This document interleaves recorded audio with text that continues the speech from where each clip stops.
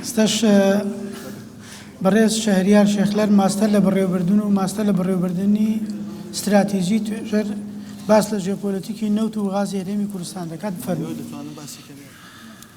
سلااو ڕێز بۆ بەشداروانی بەڕێز و زۆر سپاس بۆ ئەنستیتوی توێژینەوە گەشەپێدان بۆ ئەو دەرفەتەی کە بۆ ماوەی دیاریکراو بتوانم لە خزمەتتاندا بم لەسەر ژێوپۆلیتیکی کوردستان و هەلو هەڕەشەکانی بۆ کەرتی نەوت و گازی کوردستان وەک یەکێک لە گرنگترین کەرتەکانی هەم ئابووری و هەم تاڕادەیەکی زۆر سیاسی هەرێمی کوردستان بتوانم لە خزمەتتاندا بم.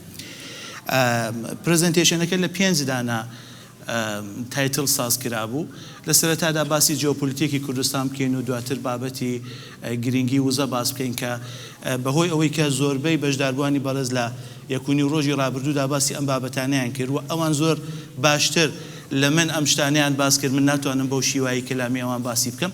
لەبەرەوە گەر ئیزنم بدەن نەختێک لەمانە زووتر تێپەڕ دەبم بۆ ئەوەی کە کاتەکەش بتوانین سیف بکەین. دوای بینە سەرەوەی کە پێگەی هەرێمی کوردستان لەسەر نەخشەی گواستنەوەی نەوت و گازی جیهان لەکوێدایە و جیۆپۆلیتیکی کوردستان و کاریگەریەکەی لەسەر نەوت و گازی هەرێمی کوردستان تا چی دەتوانێت ببێ. لە کۆتاییشدا چەندانە پێشنیارێکتان پێشکەش دەکەم.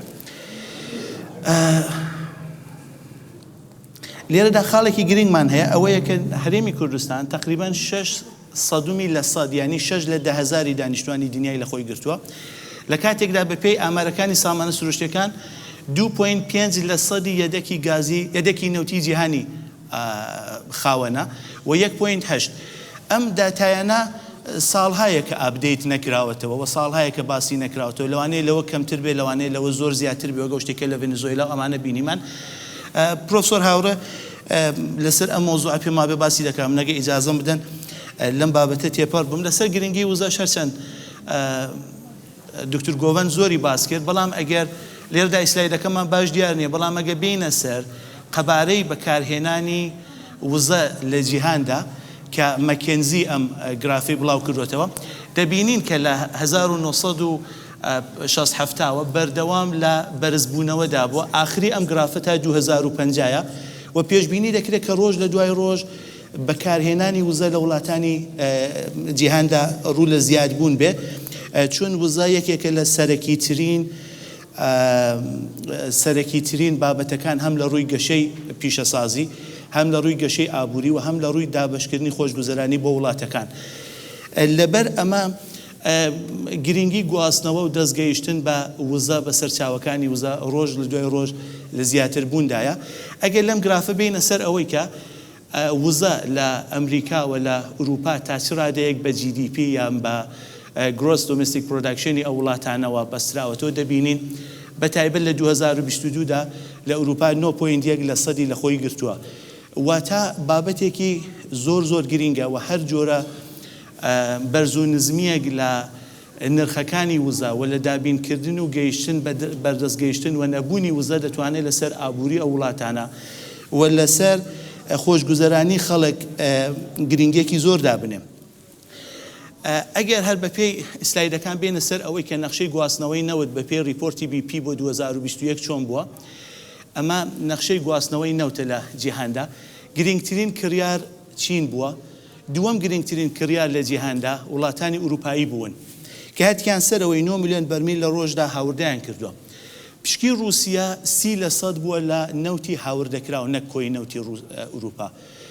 نەوتی هاوردەکراوی ئوروپا عێراق لە پلەی 5 وەستاوە. بەپێی زۆرێک لە داتاکان ڕۆژانە زیاتر لە 300,000 بەرمیل نەوتی هەرێمی کوردستان بۆ وڵاتانی ئوروپاییان بۆ کۆمپانیا ئوروپایەکان گواستراوەتەوە.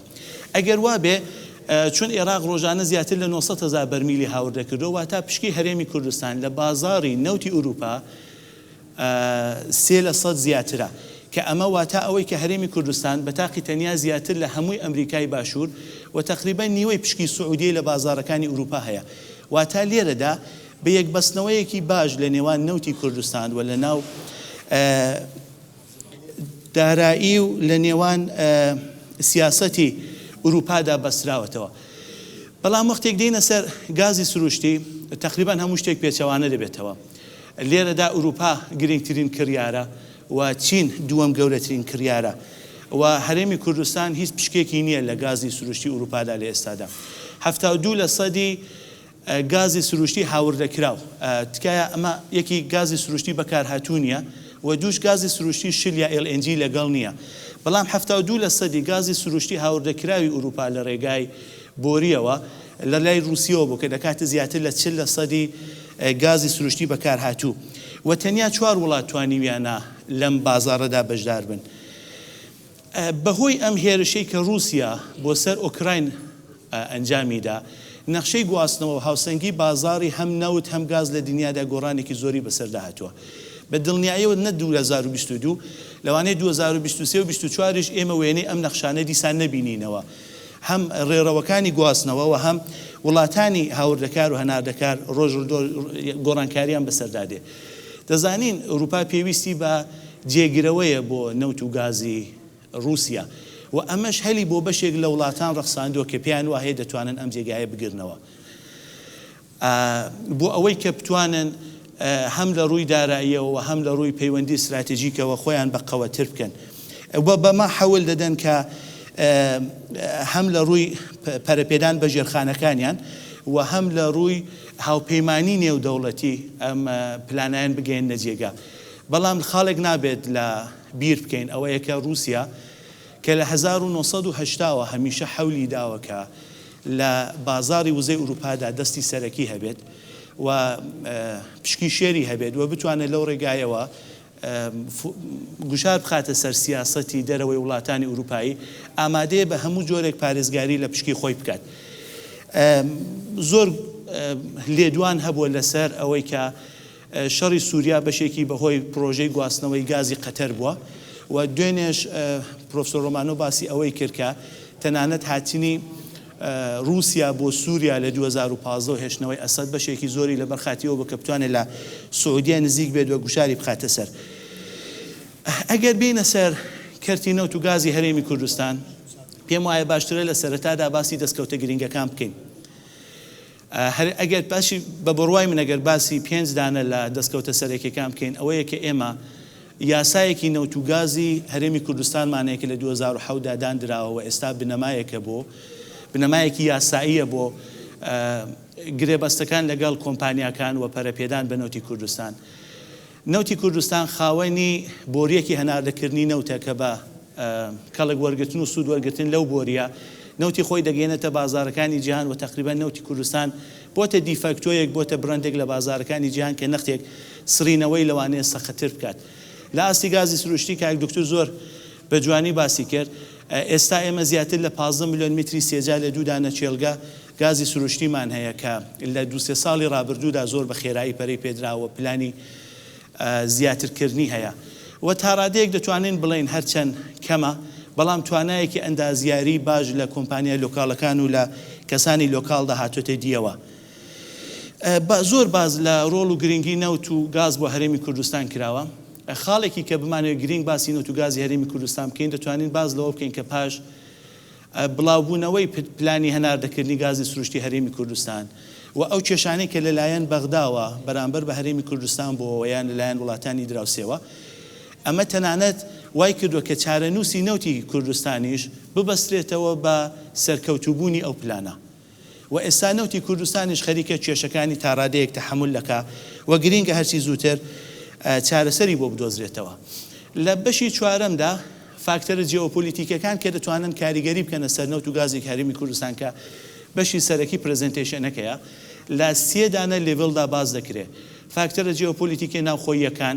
ناوچەییەکان و نێودەوڵەتیەکان ئەگەر باسی فاکتەرە جیۆپۆلیتیکە ناوخۆییەکان بکەین دەزانین لە ڕووی جۆغرافیاوە چێلگەکانی هەر بۆ جۆری کە لەو نەخشەیەدا دیارە چێلگە نەوتی و گازیەکانی هەرێمی کوردستان تقریباً لەسەر تاسەری پانە هەرێمی کوردستاندا هەڵکەوتووە ئەوە بێزگە لەوانەیە کێشەی تەکنیکال ساز بکات لە ڕووی ئەوەیەوە کە بەشێک لە چێلگە گرنگەکان کەوتوتە سەر سنووری ئیداری هەرێمی کوردستان لەگەڵ سنووری ئیداری عێراقی فدرال زۆر کێشەی ساز کردووە هیچ ناتوانین لە بیر بکەین کە بەلانی کەم لە 5 مانگی ڕابردوودا هەر کاتێک لە بەغدا قرار وا بۆ بڕیارێکی سیاسی بکرێ هێرشێک کراوەتە سەر چێلگەی کۆرمۆر و بەهۆی ئەوەیەوە کە دەسەڵاتەکان لە ناو بەغدادا لە ناو هەموو گروپ و هێزەکاندا جیاوازە ئێستاش دیار نییە کە چی ئەم هێرشەی کردوە بە تەنیا بە لە یاسا بەدەر ناو دەبردرێ ئەمە کێشەیەکی زۆر گرینگە بۆ بەردەوامبوونی پلانەکانی گەشە بە تایبەت لەو چێلگانە.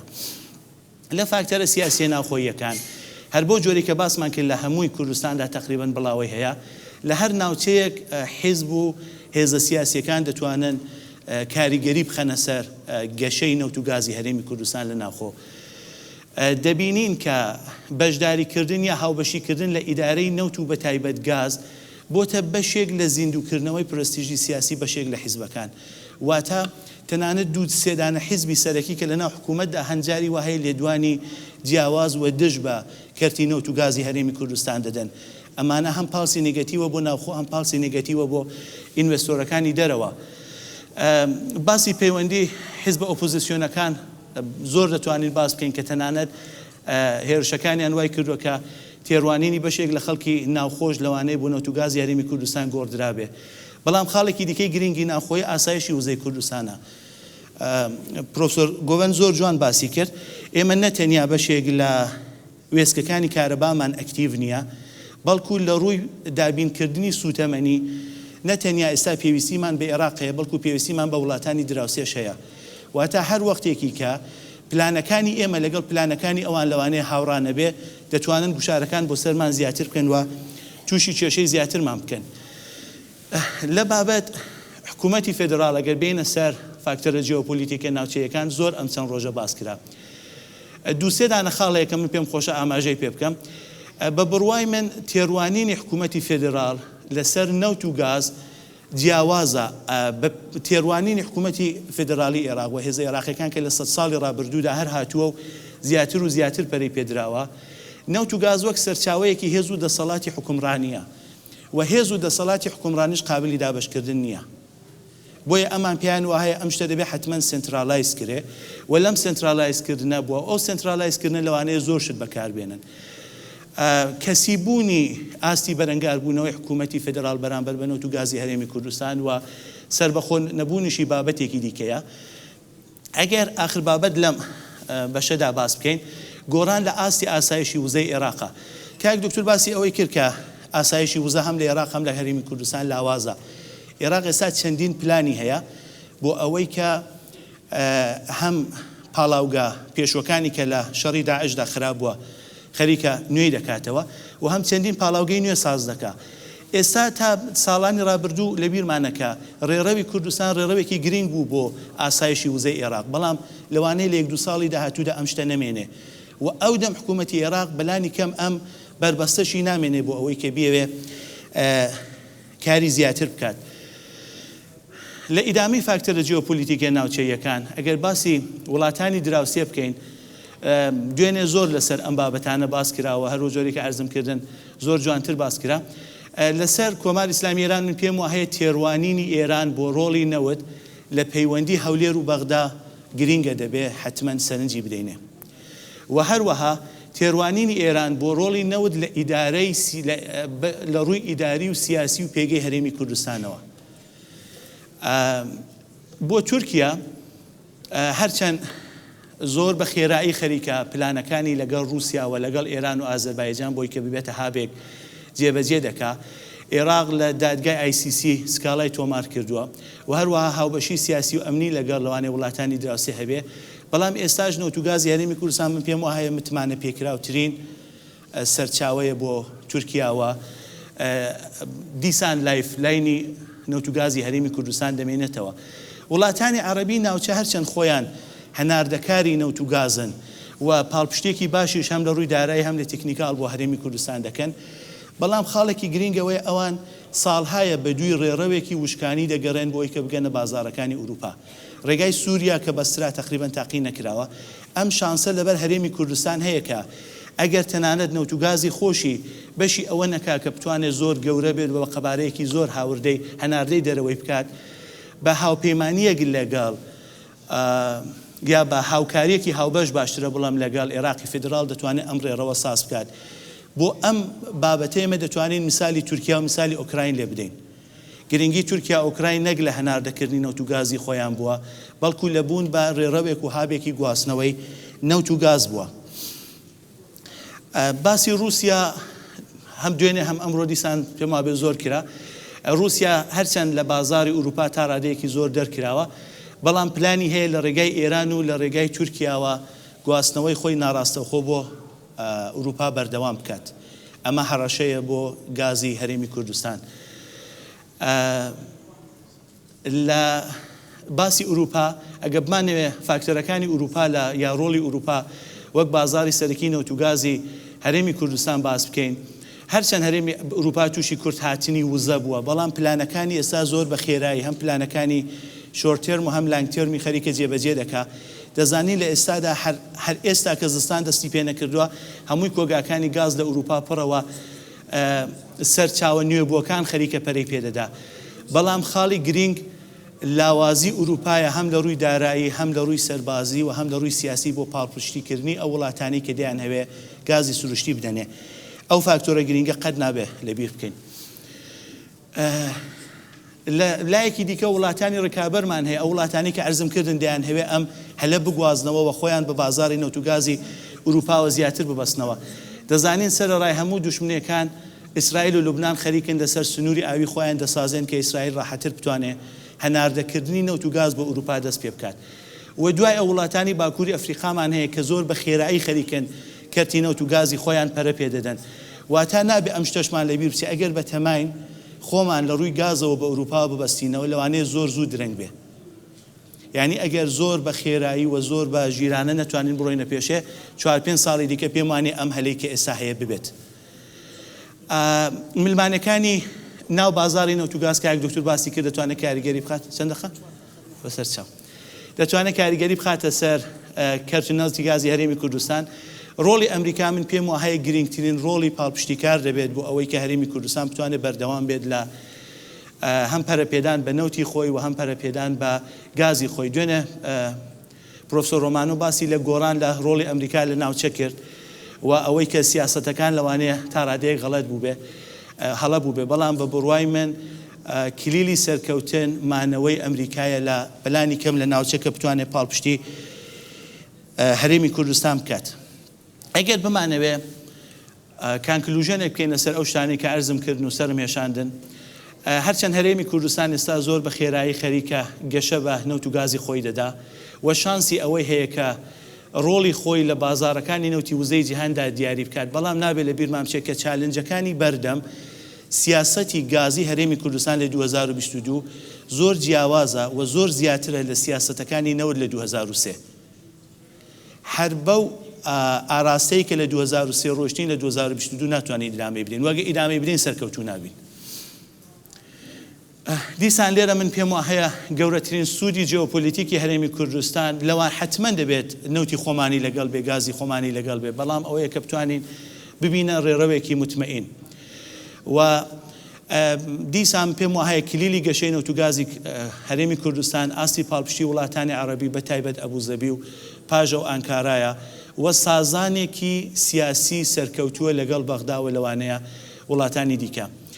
جێبەجێکردنی یاسای نەوتوگاز هەرێمی کوردستان دیسان لێرەش پێشنیار دەکرێتەوە کارچەند لەوانەیە کاریگەری ڕاستەوخۆی نەبێت و بابەتێکی جیۆپۆلیتیک نەبێت لێرە، بەڵام لەسەر ئەوەی کە وڵاتان و کۆمپانیەکان لەگەڵ ئیدارەیەکی سەرکەوتوو وەک ئەوەی کە پرۆفسۆر ئەلماس لە دانی بەیانیدا باسی کرد نۆروێژی لەگەڵ سامانە سروشتەکان بەراورد کرد لەگەڵ یەکتری و ئێمە حتا ئەگەر باسی نۆروێژ نەکەین باسی ئارامکۆش بکەین یا باسی کۆمپانیا نەوتیەکانی دیکە بکەین، ئێمە پێم وایە وەختی هاتووە کە بە دیزاین و بە جلوبەرگێکی زۆر جیاواز لەوەی کە تاوکن ئێستا هەبووە ڕوو بکەینە پەرەپێدان بە نەوتوگازی هەرێمی کوردستان لە ڕووی ئیداریەوە. بۆیە پێم وایە ئستراتێژیەکی نەوتوگازی هەرێمی کوردستان دەبێت بە پێی واقعی یەدەکمان چەندەیە تا چەندە دەتوانین هەناردەی بکەین، بۆ چۆی دەتوانین هەناردەی بکەین و چه ئۆپشنهایەکی دیکەمان لە ڕووی جیۆپۆلیتیکەوە لەبەردەستە. ئایا دەتوانین ببینە ڕێڕە و یان ناتوانین ببینە ڕێڕە و ئەم خەونە دەبێ وەلانین. ئستراتیژیەکی نوێ دابڕژێت. ئەم ئستراتیژیە نوێیە نەتەنیا لە ناو حکوومەتدا بەڵکو لە ناو هەموو هێزە ناوخۆییەکاندا دەبێت پاڵپشتی بکرێ بۆی کە هێرشەکان لەسەر نەوتوگازی هەرێمی کوردستان کە دەتوانن پاڵسی نێگەتیڤ بدەن بە کۆمپانیا و ئینڤێستۆرەکان کەم کاتەوە و دواتر داڕشتنەوەی پەیوەندی نێوان حکوومەتی هەرێم و حکوومەتی فێدرال لەسەر چۆنێتی بەڕێوەبردنی نەوتوگازی هەرێمی کوردستان دەتوانێت زۆرینەی زۆری کێشە جیۆپۆلیتیکەکان لەسەر نەوت و گازی هەرێمی کوردستان لابات. زۆر سپاس. دەست خۆش بخۆن. ئێستاش بەڕێز